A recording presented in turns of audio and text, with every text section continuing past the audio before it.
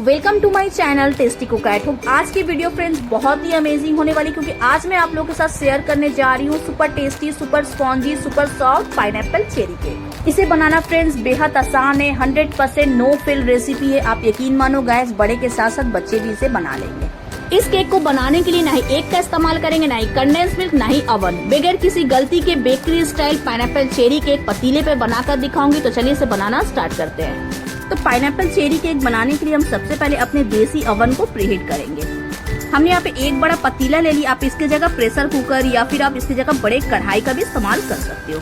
पतीला या फिर कढ़ाई आप कुछ भी लो, सिर्फ आपको एक चीज का ध्यान रखनी है, वो थोड़ी मोटे तले की रहनी चाहिए। अब मैं इधर गैस ऑन कर दूंगी।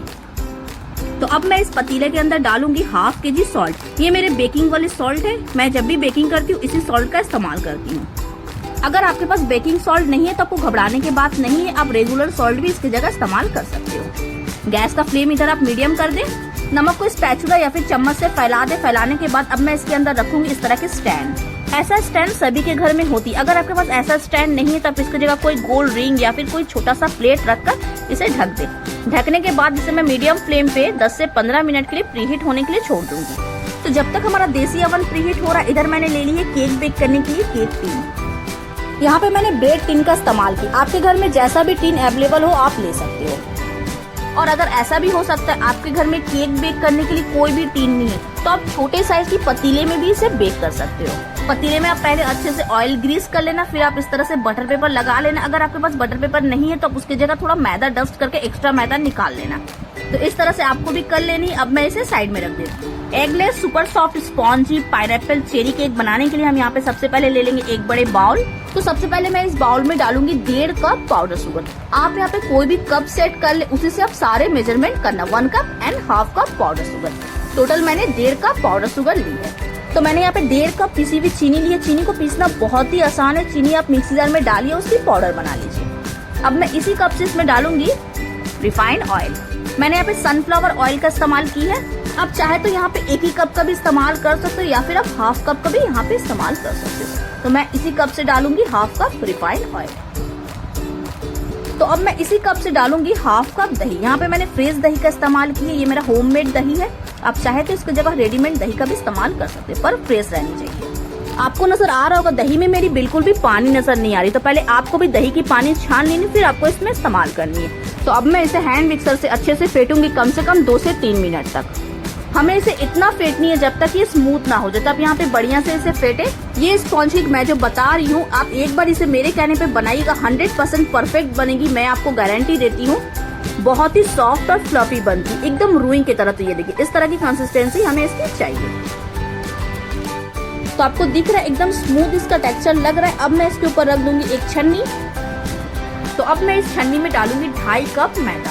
तो पहले मैं 1 कप डालूंगी, फिर इसी कप से एक और कप डालूंगी, फिर इसी कप से हाफ कप डालूंगी। टोटल मैंने 2.5 कप मैदा डाली है। अगर आप मैदा की वजन करोगे तो ये 300 ग्राम इतना मैदा है। अब मैं इसमें डालूंगी बेकिंग पाउडर। तो ये देखिए 1 टीस्पून एंड हाफ टीस्पून। आप यहाँ पे कोई भी ब्रांड का बेकिंग पाउडर, बेकिंग सोडा का इस्तेमाल कर सकते हैं। और इसी के साथ मैं इसमें डालूंगी बेकिंग सोडा हाफ टीस्पून इतना। और साथ ही इसमें जाएगी 1/4 टीस्पून इतना सॉल्ट। अगर आपके पास बेकिंग पाउडर, बेकिंग सोडा नहीं है तो कोई परेशानी नहीं है। आप इसके जगह इनो फूड सॉल्ट डाल दे, 2 छोटे चम्मच इतना। पर मैं सजेस्ट करूंगी कि मैं जैसे बता रही हूँ उस तरह से अगर आप बनाएंगे तो इससे आपका स्पॉन्ज केक परफेक्ट बनेगी। तो अब मैं स्पैचुला से इन सारे चीजों को मिक्स करूंगी। मिक्स करने से पहले मैं इसमें डालूंगी 1/4 कप इतना चेरी। मैंने जो चेरी के अंदर से बीज निकाल कर इसे छोटे छोटे टुकड़ों में कट कर ली है।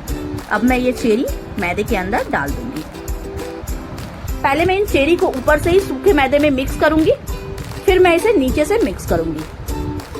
तो अब इन सारी चीजों को मैं अच्छे से मिक्स करूंगी। फिर इसमें जितना जरूरत लगेगी इसमें मैं ऐड करूंगी मिल्क, यानी कि दूध। पहले मैं इसमें 1/4 कप इतना दूध ऐड करूंगी। मैंने स्टार्टिंग में जिस कप से सारे मेजरमेंट डाली थी उसी कप में मैं इस दूध को डालकर दिखाती हूँ। तो ये देखिए आपको दिख रहा है हाफ कप से भी ये हाफ है। तो इस दूध को मैं मैदे के अंदर डाल दूंगी। और साथ ही इसमें जाएगी 1.5 teaspoon vanilla essence, 1.5 teaspoon vanilla essence, 1 teaspoon and half teaspoon. आप वैनिला एसेंस की जगह वैनिला पाउडर का भी इस्तेमाल कर सकते हो। वैनिला एसेंस या फिर वैनिला पाउडर के साथ ही मैं इसमें डालूंगी pineapple essence. 1 TSP pineapple essence. अगर आप वैनिला एसेंस या फिर वैनिला पाउडर नहीं भी डालते हो तब भी चलेगी, पर आपको पाइनएप्पल एसेंस जरूर डालनी है। इसलिए पाइनएप्पल एसेंस डालना जरूरी है क्योंकि मैं यहाँ पे पाइनएप्पल चेरी केक बना रही हूँ। आपको दिख रहा है ये काफी थिक लग रहा है, थोड़ा दूध मैं और ऐड करूंगी। यहाँ पे मैंने 1/4 कप की हाफ कप दूध ली है, करीब करीब ये 2 टेबलस्पून इतना दूध है।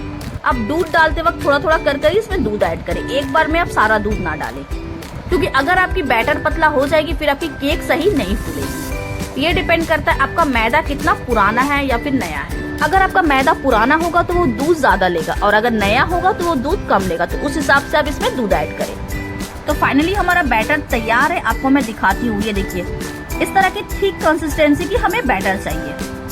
तो अब इस केक वाली बैटर को मैं साइड में रख देती हूँ। इधर हमारा 15 मिनट हो गई है देसी ओवन भी प्रीहीट होते हुए, और इधर मैंने केक टीन ले ली है। अब इस टीन में मैं पूरे बैटर को डाल दूंगी।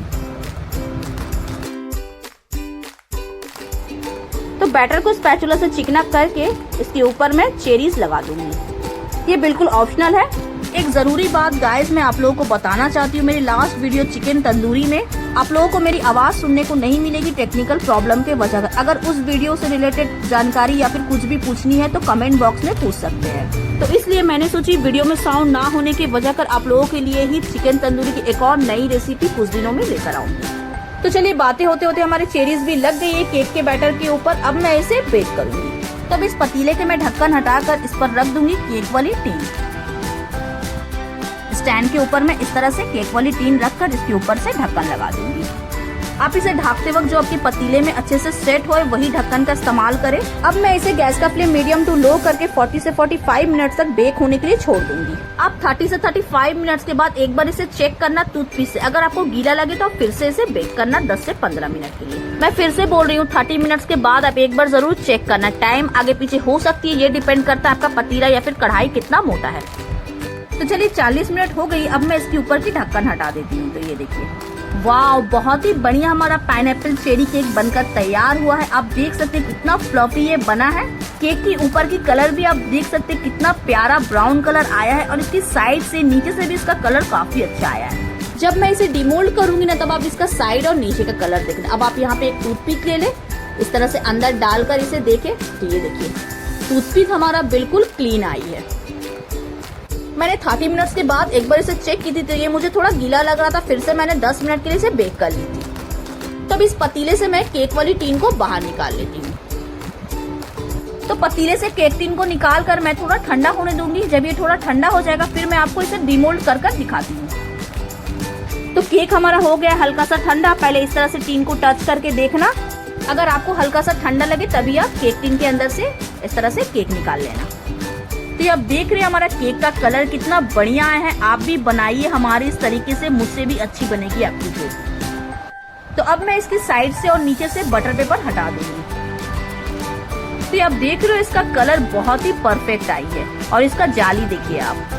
सच बताऊं जब ऐसा केक बनता है ना तो दिल से बहुत ही खुशी मिलती है। मैं करीब से आपको इसकी सॉफ्टनेस दिखाती हूँ। तो ये देखिए आप इसकी जाली देख रहे हो कितना परफेक्ट आया है। तो आप इसका साइन और टेक्सचर देखिए कितना परफेक्ट आया है। अगर आप भी मेरे तरीके से केक बनाएंगे तो आपका भी केक बिल्कुल परफेक्ट बनेगी। और जो मैं इस केक में इंग्रेडिएंट्स का इस्तेमाल की है ना वो हर किसी के घर पर मौजूद रहती है। अब यकीन मानो गाइस इसे बनाना इतना आसान है ना कि कोई भी इसे बना लेगा। सिर्फ आपको इसे बनाते वक्त एक चीज का ध्यान देनी है, दूध दही रूम टेम्परेचर में रहनी चाहिए। तो चलिए अब मैं इसे कट करके आपको दिखाती हूँ। तो ये देखिए आप इसकी जाली देख रहे हैं और इसका टेक्सचर देखिए काफी सॉफ्ट बनी है। आपको मैं इसे तोड़कर दिखाती हूँ।